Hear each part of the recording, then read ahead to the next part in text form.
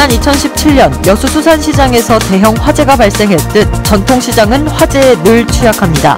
화재로 인한 피해를 막기 위해 상인들이 소방대를 만들어 자율적인 안전체제 구축에 나섰습니다. 일제강점기 민족의 아픔을 간직한 지역문화재나 현장 곳곳이 제대로 관리되지 못하고 있습니다. 3.1운동 100주년을 맞아 방치된 시설을 체계적으로 보존하고 활용하는 작업이 필요한 실정입니다. 전국 최초의 은퇴자 전용 거주지인 장흥 노하스타운 조성 사업이 당초 계획대로 추진되지 못하고 있습니다. 잦은 개발 계획 변경과 사업 시행자의 자금 부족이 주된 이유가 되고 있습니다. 지난해 1억 원 이상 소득을 올린 전남 지역 어민이 전년도에 비해 늘었습니다. 전복과 굴 등 폐류 양식 활성화가 고소득자가 늘어난 주된 이유입니다. 네, 시청자 여러분 안녕하십니까. 여수 MBC 뉴스데스크입니다. 네, 오늘은 구지은 앵커가 뉴스를 진행하는 마지막 날입니다. 네, 2년 8개월여 동안 이 자리에서 여러분께 지역의 소식을 전할 수 있어 행복했습니다. 앞으로도 여수 MBC의 발전하는 모습, 애정을 가지고 지켜봐 주시기 바랍니다. 네, 첫 소식입니다. 화재에 취약한 전통시장에는 매년 크고 작은 화재가 끊이지 않고 있죠. 사고로 인한 피해를 막기 위해 전남소방이 상인들로 구성된 시민소방대를 만들기 시작했습니다. 조희원 기자가 발대식 현장에 다녀왔습니다. 건물 내부가 새까맣게 재로 변했고 구조물은 앙상하게 뼈대만 남았습니다. 지난 2017년 1월 15일 여수의 대표적인 상설시장인 수산시장에서 불이 나 점포 100여 곳이 손해를 입었습니다. 집계된 피해액은 71억 원에 달합니다. 최근 3년 동안 전통시장에서 발생한 화재는 모두 10여 건. 많은 점포가 한 공간에 밀집해 있는 시장의 특성상 화재에 취약할 수밖에 없습니다. 이 같은 문제를 해결하기 위해 전남소방은 올해부터 전국 최초로 전통시장 상인들로 구성된 의용 소방대를 만들어 지원하고 있습니다. 전통시장에 화재 발생이 증가하는데 소방에서 출동대가 오기 전부터 시장 상인으로 하여금 자기 점포는 자기가 지켜야 된다는 모토로 제가 아이디어를 내서 시작을 했고요. 지난 12일 목포 청호시장에서 의용소방대가 출범한 데 이어 전남에서 두 번째로 오늘 광양에서도 발대식이 열렸습니다. 광양 지역 세 곳의 시장에서 모인 15명의 의용소방대원은 앞으로 자율안전체제를 구축해 안전지킴이로 활동하게 됩니다. 안전에 대해서 또 우리가 생각하면서 또 전달하면은 더 안전한 시장이 되지 않을까 하는 생각으로 하게 됐습니다. 든든한 지킴이가 생긴 상인들은 한시름 놓은 표정입니다. 기분이 좋네요. 이렇게 이것도 달고 해가지고 너무 기분이 상쾌하네요. 우리도 미리 이제 많이 방지하고 시에서도 많이 또 신경 써줘서 감사하고. 전남소방은 앞으로 여수와 순천을 비롯한 전남 8개 시군에서 전통시장 의용소방대를 출범시켜 나갈 계획입니다. MBC 뉴스 조희원입니다. 전라남도의 올해 예산 규모가 지난해보다 8,500억 원 증가한 8조 4천억 원, 통합 재정 수지는 243억 원 흑자였습니다. 전라남도의 올해 예산 기준 재정 공시에 따르면 도 본청의 예산 규모는 8조 4,238억 원으로 세입 예산 재원은 자체 수입이 1조 2,106억 원, 의존 재원이 5조 4,863억 원 등이며 세출은 사회복지와 농림해양수산, 일반 공공행정 등의 순으로 비중이 컸습니다. 또 전라남도의 재정 자립도와 재정 자주도는 각각 15.48%와 30.88%였으며 지방재정의 건전성을 보여주는 통합재정 수지는 243억 원 흑자를 기록했습니다.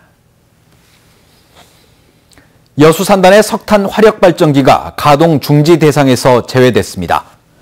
산업통상자원부는 미세먼지 저감을 위해 다음 달부터 오는 6월까지 전국에 있는 노후 석탄발전기의 가동을 중지하기로 했지만 여수 산단 호남 1, 2호기는 안정적인 전력 공급을 위해 가동 중지 대상에서 제외했다고 밝혔습니다.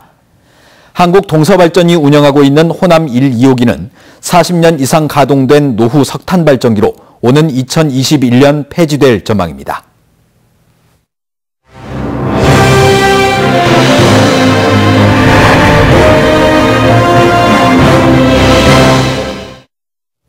(3.1운동) 100주년을 맞아 전해드리고 있는 기획보도 시간입니다. 일제치하에서 순환을 겪은 문화재나 일본의 야욕을 보여주는 현장이 지역에도 적지 않은데요.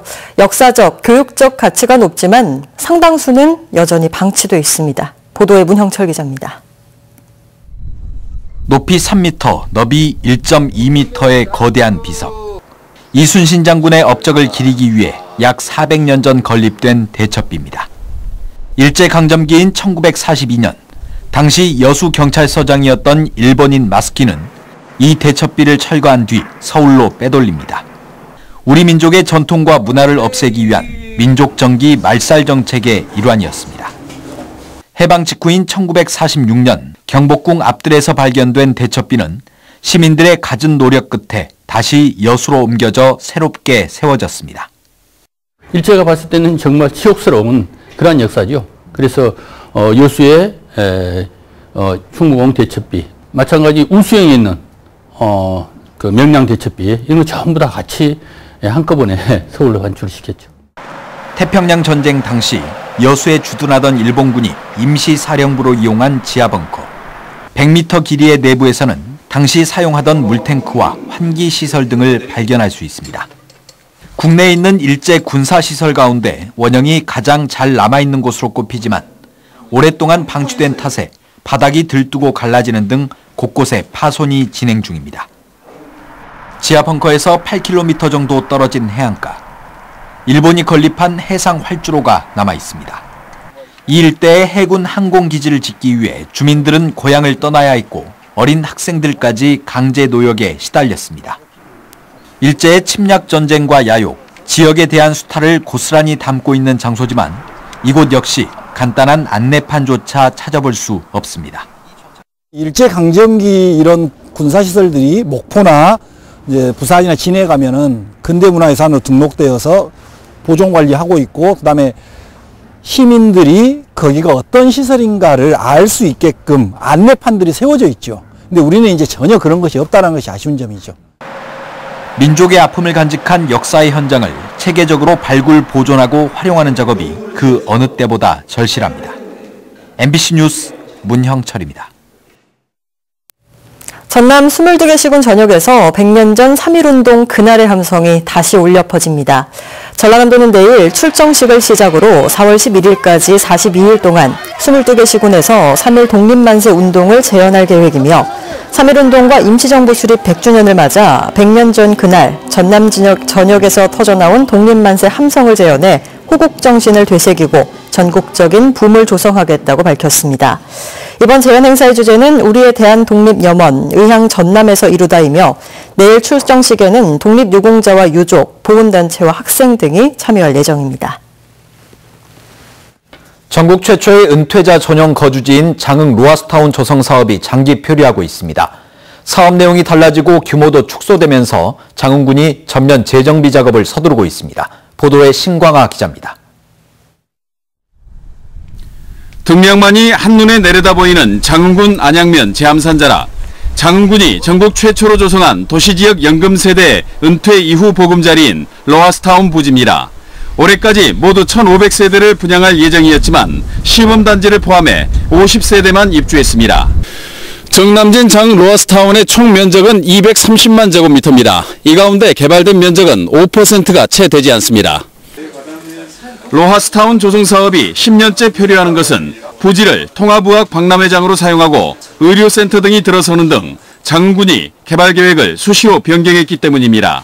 또 사업 시행자의 자금 부족과 법정 다툼이 이어진 것도 원인입니다. 이 사업을 활성화하기 위해서는 여러 가지 행정적인 문제도 해결돼야 되겠지만 이 어떤 자금력도 많이 필요하기 때문에 이런 것들을 좀 더 보완하기 위해서 최근에야 도로가 포장되는 등 입주민들의 고통도 크지만 사업자와 장흥군 사이에서 호소할 곳조차 찾지 못하고 있습니다.